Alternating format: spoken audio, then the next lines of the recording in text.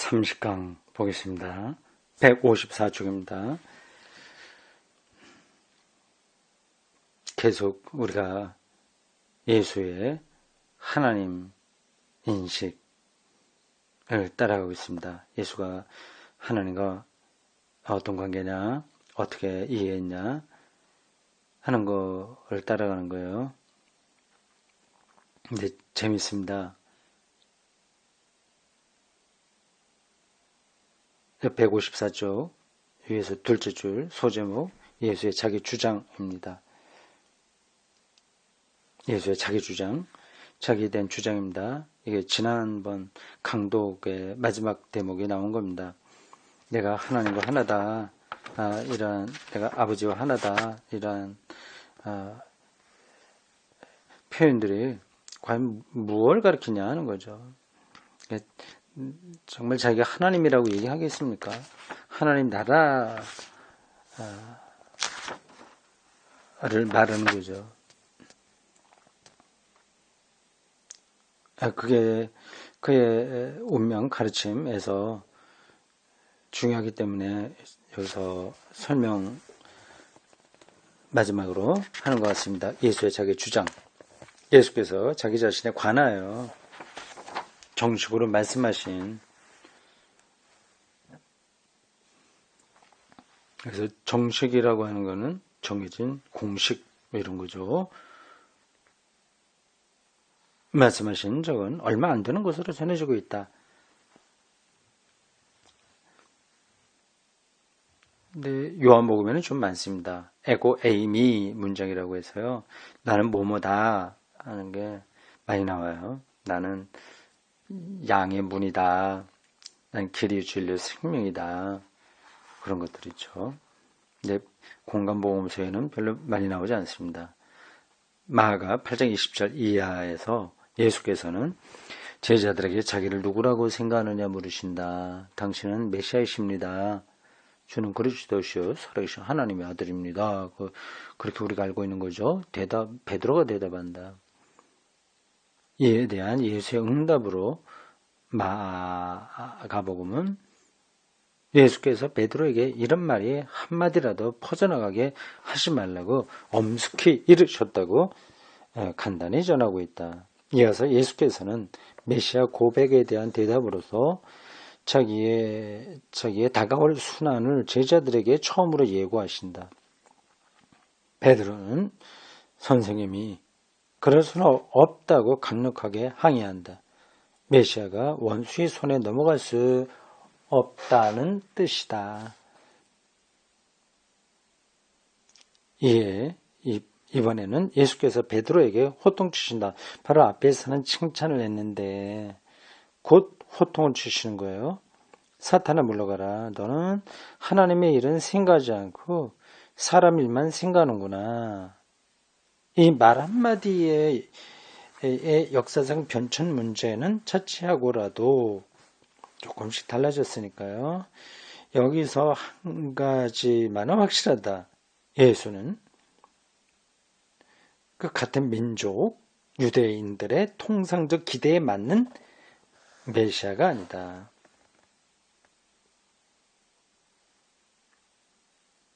유대인의 왕, 나사렛 예수. 이것은 예수 자신이 내세운 것이 아니라 적대자들의 고발이다. 나사렛 예수가 유대인의 왕이라고 말하니 이건 신성모독이다 하는 거죠.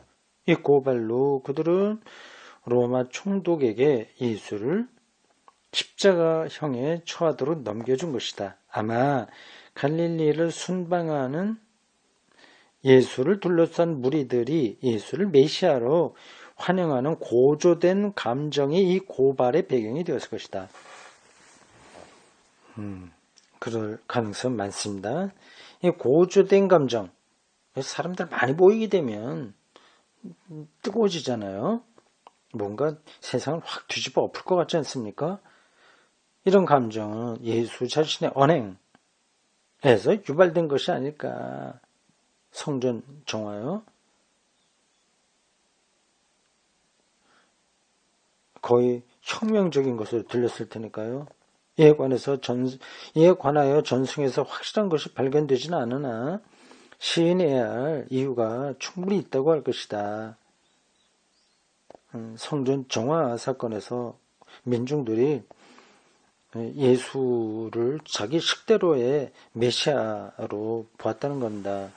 예수께서 메시아라는 것은 어디까지나 다른 사람들의 판단이지 예수 자신의 말이 아니다. 다만 하나의 예외가 있는데 그것은 예수의 메시아 여부에 관한 대사제의 질문에 대한 예수의 답변이다.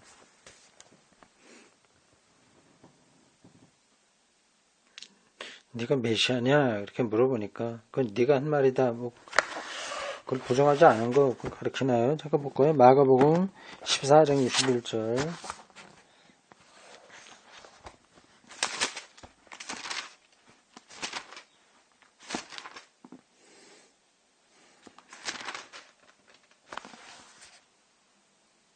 음, 14장 61절이에요.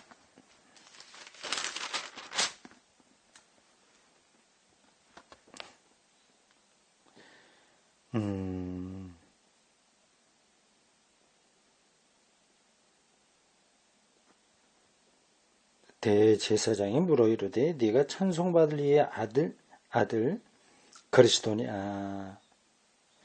근데 메시아냐라고 하는 질문입니다. 그리스도냐. 예수께서 이르시되 내가 그니라. 인자가 권능자의 우편에 앉은 것과 하늘 구름을 타고 오는 것을 너희가 보리라 하시니. 그렇죠? 이것은 아마 부활 후에 신앙의 관점에서 표현된 것이리라. 대부분의 성서학자들이 충분한 근거를 가지고 주장하는 바에 의하면 예수 자신이 기다리던 메시아임을 자처한 바는 없으며 오히려 예수께서 자기 자신을 평가하면서 유대인들의 기대를 의식적으로 외면하셨고 따라서 다른 사람들이 자기에게 붙인 메시아라는 칭호도 의식적으로 피하셨다. 베드로를 책망하는 데서도 결정적으로 나타납니다. 예수의 사망 죽음 이후에야 비로소 메시아라는 칭호는 정치적 오해를 면할 수 있었고 진짜 정치적 메시아라고 한다면 그렇게 죽으면 안 되니까요. 이 말의 히라브 여긴 그리스도가 예수의 둘째 이름이 될 수 있었다. 정치적 메시아상에 빠진 그리스도상이죠.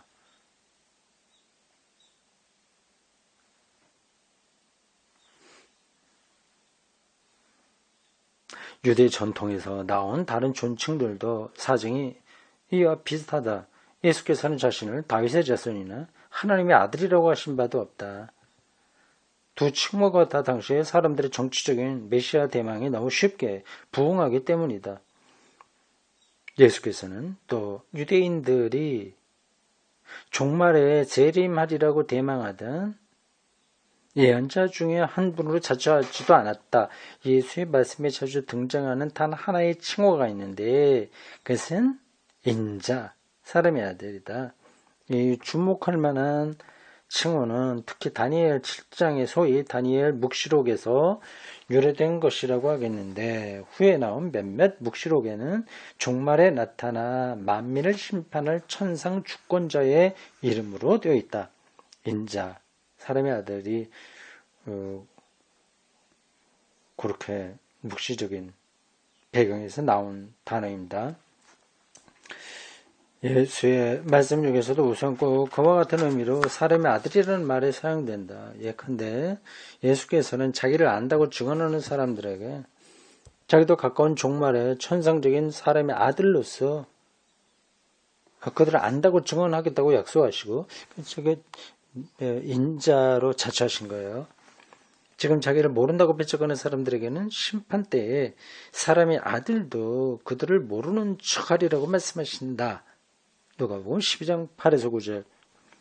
이게 이제 메시아에 대한 논의에서 예수가 자기를 말할 때 나타난 하나의 단서라는 겁니다. 이 말씀에는 예수 자신이 사람들에게 하나님 일을 하고 계시다는 확신이 강렬하게 드러난다.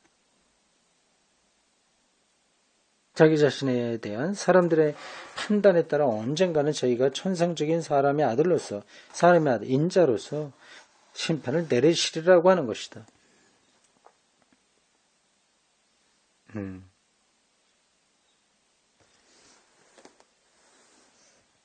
이 말씀은 아마 실제로 예수 자신이 하신 말씀일 것이다. 친언, 소위 말해서 친언, 예수의 친언. 일 가능성이 높다. 그죠? 다른 것들은 다 부정했는데 이거는 그 관점에서 말씀들을 하셨어요. 왜냐하면 종말에 사람의 아들과 예수를 동시하는 또 다른 형식의 같은 말씀이 있기 때문이다.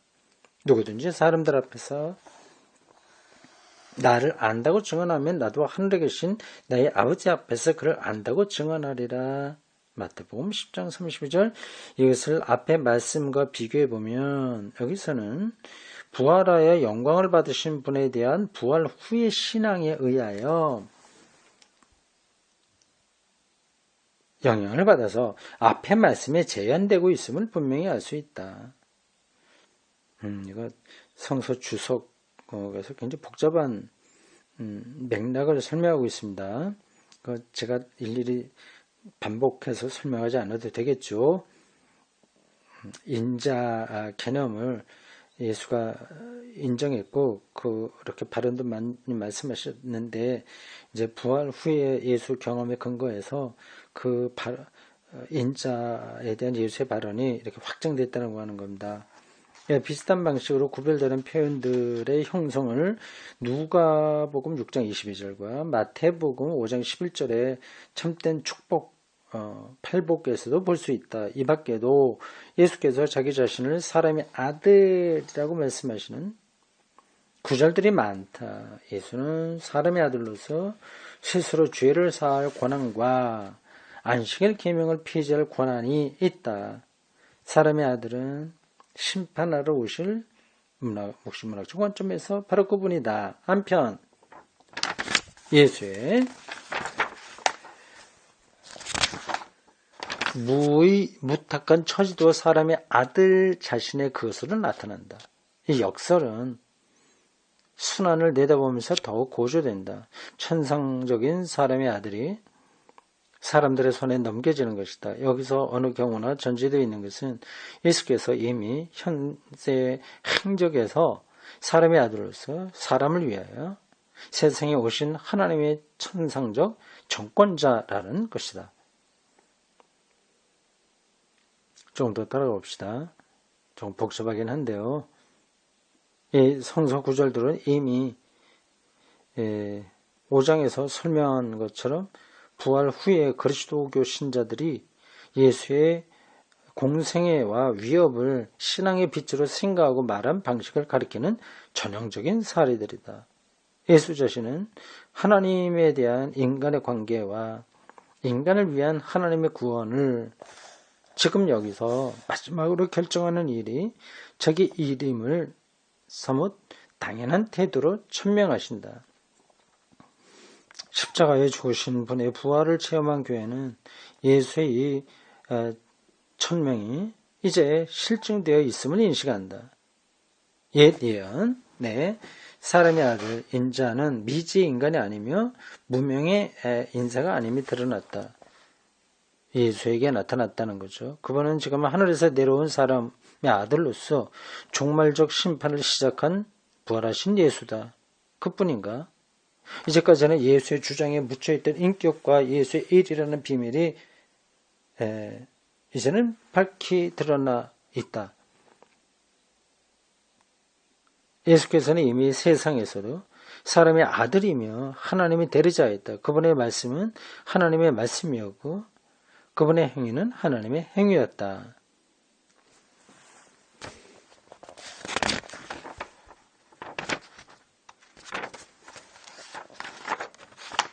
네, 여기까지 설명 조금 까다롭게 되는데 그런 대로 우리가 잘 따라갈 수 있습니다.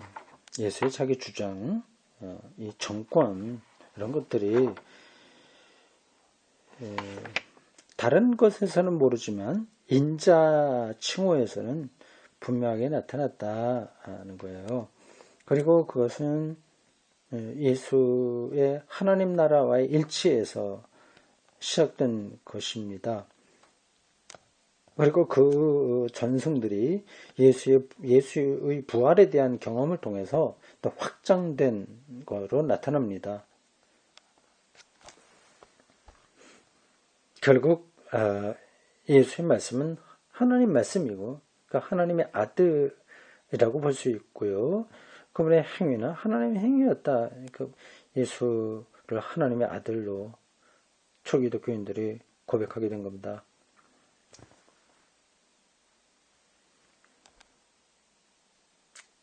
그 다음 소제목 156쪽 아래 패러그래프입니다. 하나님의 보이는 사랑이신 예수. 그러므로 위에 언급한 구절들에서 이미 우리는 부활 전 공생애 때죠. 예수의 말씀과 행적에서 부활 후 그리스도론으로 넘어가는 과정을 뚜렷이 볼 수 있다.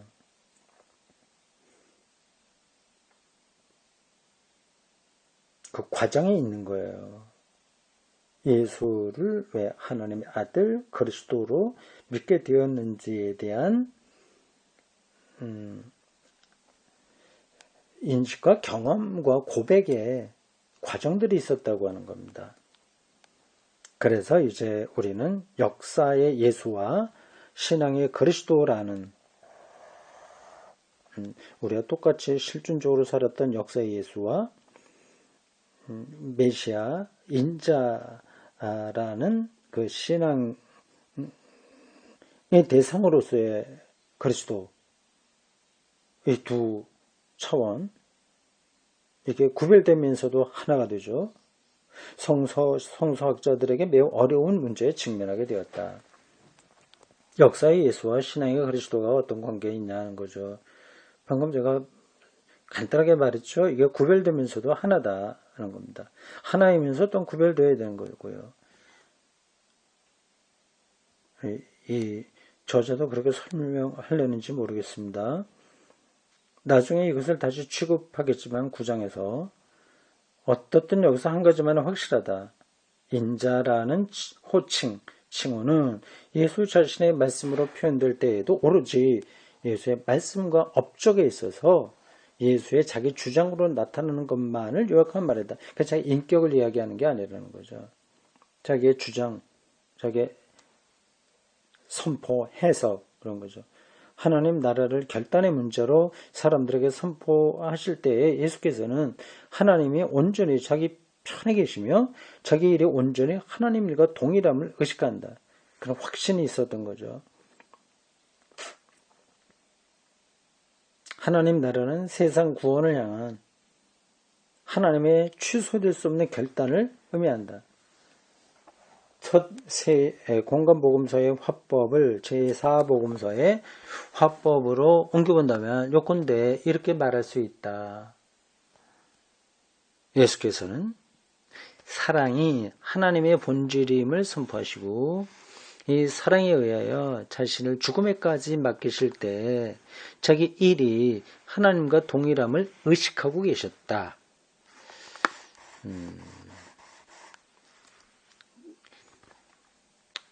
신학적으로 잘 정리된 문장입니다. 요한복음 버전으로 이렇게 말할 수 있다고 하는 거죠. 여기서 두 가지 결론이 나온다. 하나는 예수의 생애를 지배한 능력,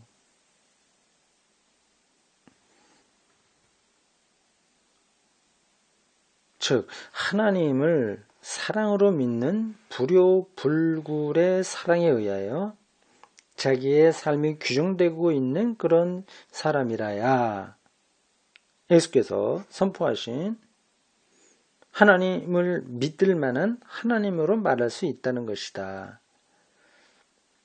예수의 하나님에 관한 말은 어떤 이론이나 일정한 신학적 서술 양식이 아니라 오로지 거기에 따르는 확실한 실천에 의해서만 인식될 수 있다.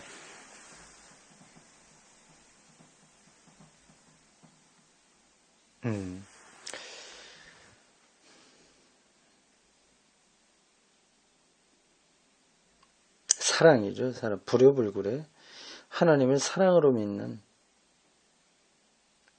그 사랑의 능력에 휩싸인 사람만이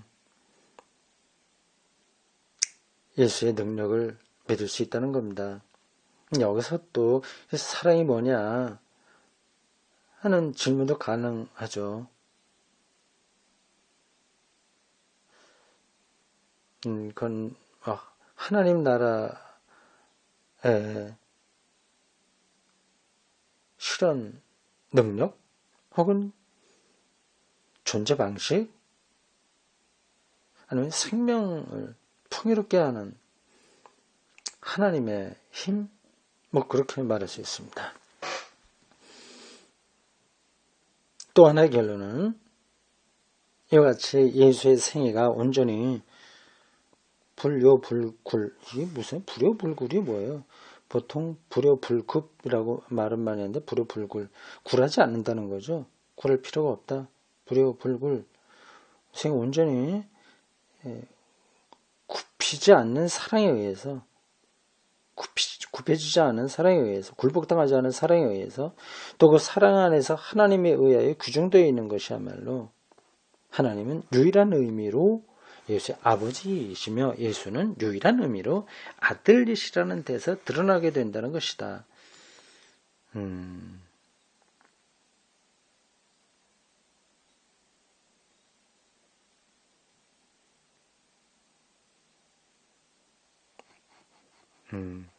어떤 여기서도 핵심이 사랑입니다. 이것은 예수와 하나님과의 관계가 자연의 관계와 같은 것이 아니라 자유 안에서 이루어진 것임을 의미한다. 이로써 또 이제는 다른 사람도 감히 하나님의 아들이라고 일컬을 수 있다는 이유도 설명될 수가 있다. 그들에게도 역시 자유 안에서 하나님이 그들의 아버지가 되시게 하는 것, 즉 하나님의 사랑을 동기로 자기의 생활에 규정되게 하는 것이 중요한 일이다. 그건 하나님의 아들이 되는 거죠. 그러나 예수는 하나님의 유일한 아들이시고요. 물론 예수의 탁월성은 다른 사람들과 비교가 되지 않는다. 다른 누구도 예수만큼 하나님으로 하여금 자기 생활을 결정하시게 하지 못하기 때문이다. 이 대목도 기억해 두시기 바랍니다. 다른 누구도 예수만큼 하나님으로 하여금 자기 생활을 결정하게 하지 못하기 때문이다. 예수만이 유일하게 절대적으로 하나님을 의존하신 분이다. 하나님에게 지배당했다. 그렇게 말할 수 있습니다. 그러나 이것이 이를테면 모든 사람이 하나님과의 관계를 맺는 길의 동일선상에서의 탕호성은 아니다.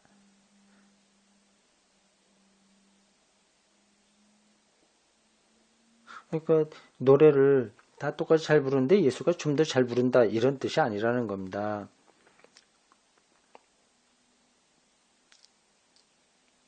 따라서 예수는 하나님의 자기 계시인 동시에 하나님과 온전한 일치를 이루신 분이라서 그렇게 말할 수 있는데 동시에 하나님 앞에서 인간 생활의 거울이시기도 하다. 그는 비교될 수 없는 존재다 그 뜻입니다.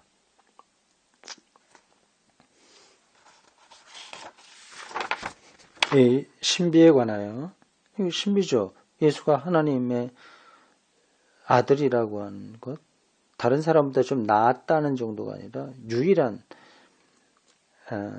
하나님의 자기 계시라고 하는 것은 신비인데 이것에 관해서 후대 역사상의 신앙에 의한 사색은 하나님이 예수와 어떤 관계가 있고 예수께서 하나님과 어떤 관계가 있는가를 더욱 깊이 이해할 수 있게 하는 많은 점들을 말해주고 있다. 여기서 만일 예수께서 하나님의 아들이심을 설명할 때 전적으로 사랑에 의해서 규정된 그분의 삶을 뚜렷이 표현하지 않게 된다면 그것은 신학 성서를 위배하여 뛰어넘어서는 안 될 한계를 범하는 것이 된다. 이게 다시요. 예수께서 하나님의 아들 설명할 때 전적으로 사랑에 의해서 규정된 그분의 삶을 그러니까 역사적 예수를 배제하고 관념적인 예수의 사랑을 얘기하면 안 된다고 하는 겁니다. 예수의 역사성, 그 바로 그 역사적 예수죠. 앞에서 나왔죠. 사람 역사적 예수. 신앙의 그리스도라고 할 때 역사적 예수가 약화되면 안 된다고 합니다. 예수의 역사에 나타난 하나님의 복음을 종합해보자. 우리는 예수께서 하나님이라는 말의 내용을 새롭게 하셨다는 데서 출발했다. 하나님 나라가 이미 여기 왔다고 하셨으니까요. 그거는 예상 외의 방법으로 종말의 통치권을 수립하시는 이스라엘의 하나님이시다. 인간을 향해서 움직이기 시작하셨고 친히 하늘과 땅 사이에 간격에 다리를 놓으시는 하나님이시다. 죄인들, 즉 하나님을 떠난 사람들의 하나님으로, 그러므로서 사실상 만민의 사랑하는 아버지로 자처하시는 하나님이시다. 유대인들에게는 죄인의 하나님은 말이 안 되거든요. 예수에게는 죄인의 하나님입니다. 이게 말이 돼요. 예수께서는 이렇게 하나님 누구신지를 말씀과 행동으로 밝히심으로써 자기 자신의 유일한 의미로 하나님 편에 계심을 드러내신다. 유대의 전통과는 다른 쪽에 서 있었으니까요. 자기 자신이 유일하다고 말할 수 있는 거죠. 우리는 예수의 위격 자체가 철두철미 하나님의 대리자이며 하나님이 자신을 최대한으로 알려주시는 소재라고 말할 수 있다. 소재, 있는 곳이라는 뜻입니다. 나를 본 자는 곧 아버지를 본 것이다. 요한복음 14장 9절 라고 예수께서 말씀하셨다고 요한복음서 저자가 말한다는 것은 바로 이런 뜻이다. 예수 자신은 역으로 하나님이 아버지로서 자기 편에 계시다는 데서부터 출발하신다. 이것도 자기 자신이 하나님의 이름으로 행동하시는 어디서나 설교, 안녕 추방, 치유자로서나 자유를 존중하는 율법 해석자로서나 영에 충만한 제자들의 영도자로서나 예언자적 도전자로서나 이스라엘을 모으는 목자로서나 십자가에 죽는 자로서나 쭉 어디서나 하나님이 자기 편에 계시다는 것이다.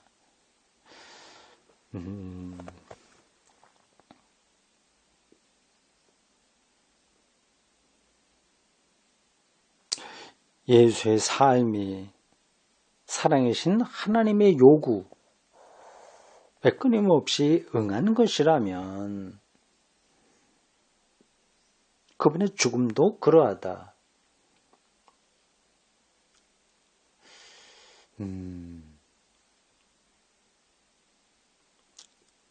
하나님의 요구,